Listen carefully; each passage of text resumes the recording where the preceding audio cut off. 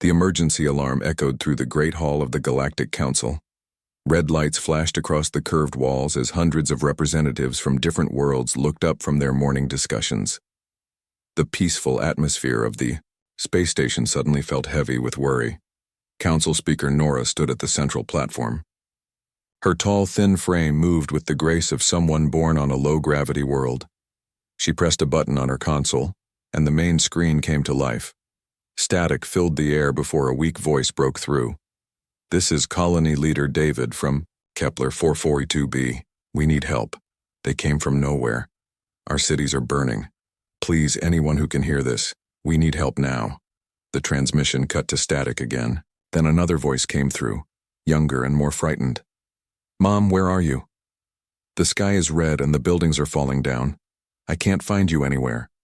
Please come back." The child's voice faded into silence. The great hall remained quiet for several long seconds. No one moved. No one spoke. Nora cleared her throat. "Computer, replay the message from the beginning." The same desperate voices filled the hall again.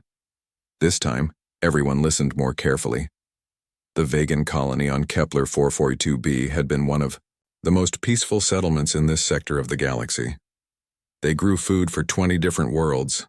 They had never asked for military help before. Council Member Blake from the water world of Aquatica raised his webbed hand. "Speaker Nora, what do we know about the attackers?" Nora touched her console again. A new image appeared on the screen. It showed dark ships moving through space like hungry wolves. Their design was rough and ugly, built for destroying rather than exploring. Our deep space sensors picked up this fleet 3 days ago. They appeared from the void between star systems. No identification signals, no response to communication attempts. They went straight to Kepler 442b and began their attack.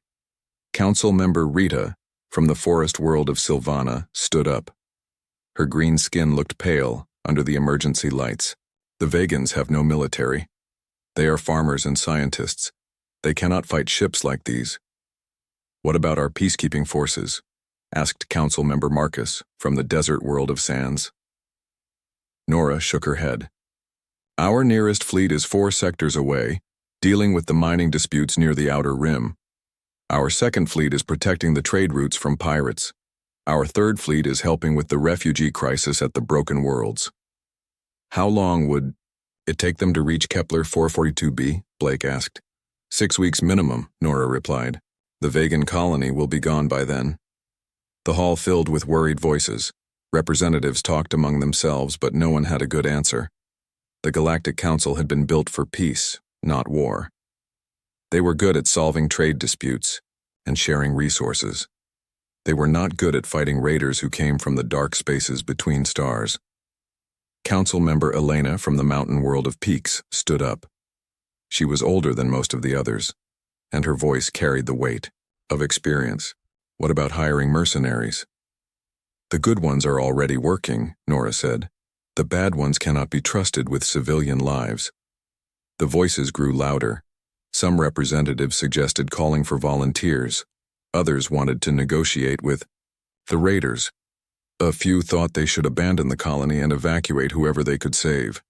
Then a new voice cut through the noise. It was quiet, but clear.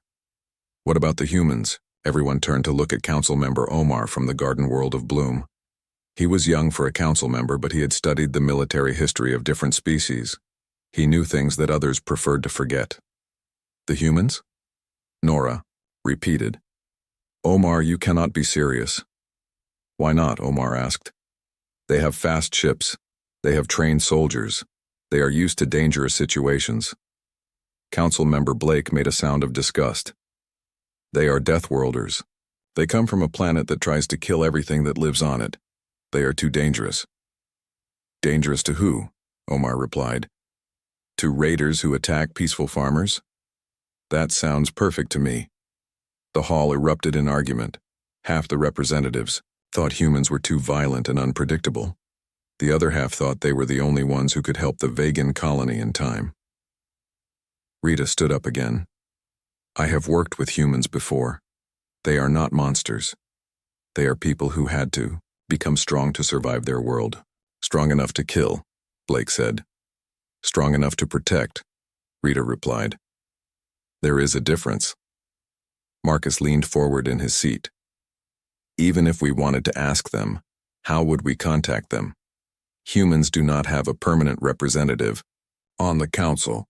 They have an embassy on Station 7, Omar said. It is only 2 hours away by fast ship. Nora looked around the hall. The arguments were getting louder. Time was running out for the people on Kepler 442b. She made a decision that would change everything. Computer, connect me to the human embassy on Station 7. The arguing stopped. Everyone stared at the main screen as it flickered to life. A human face appeared, older with gray hair and tired eyes. He wore a simple uniform with no fancy decorations. This is Ambassador John Reed. How can I help you, Speaker Nora? Nora took a deep breath. Ambassador Reed, we have a situation. The Vegan colony on Kepler 4422b is under attack by unknown raiders. Our peacekeeping forces are too far away to help. We need someone who can respond quickly. Ambassador Reed's expression did not change. What kind of raiders? Organized fleet. Military-grade weapons. They are not interested in negotiation. Civilian casualties? Unknown, but likely high. The colony has no defensive capabilities. Ambassador Reed was quiet for a moment. Then he nodded. I will contact our rapid response team. They can be ready to leave in 4 hours. Blake stood up quickly. Ambassador, we have not agreed to hire human forces. We are still discussing options. Ambassador Reed looked at Blake with calm eyes. Council Member Blake, I understand your concerns. But while you discuss options, people are dying. We do not need a contract or payment. We need coordinates and permission to help. The hall fell silent again. This was not what anyone had expected. Humans were supposed to be expensive mercenaries who fought for profit. They were not supposed to volunteer for dangerous missions without asking for anything in return. Nora felt something she had not felt in years. Hope. Ambassador Reed, what do you need from us? Current intelligence on the raider fleet, communication frequencies for the colony, and a promise that we will not be charged with war crimes for doing what is necessary to protect civilians. The last part sent a chill through the hall. Everyone knew what humans were capable of when they decided to fight. They had heard the stories from the few pirates who had been foolish enough to attack human ships.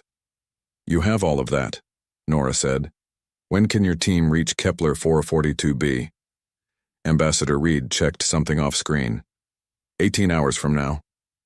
18 hours, Marcus said. That is impossible. It takes 3 days to reach that system. Ambassador Reed smiled for the first time.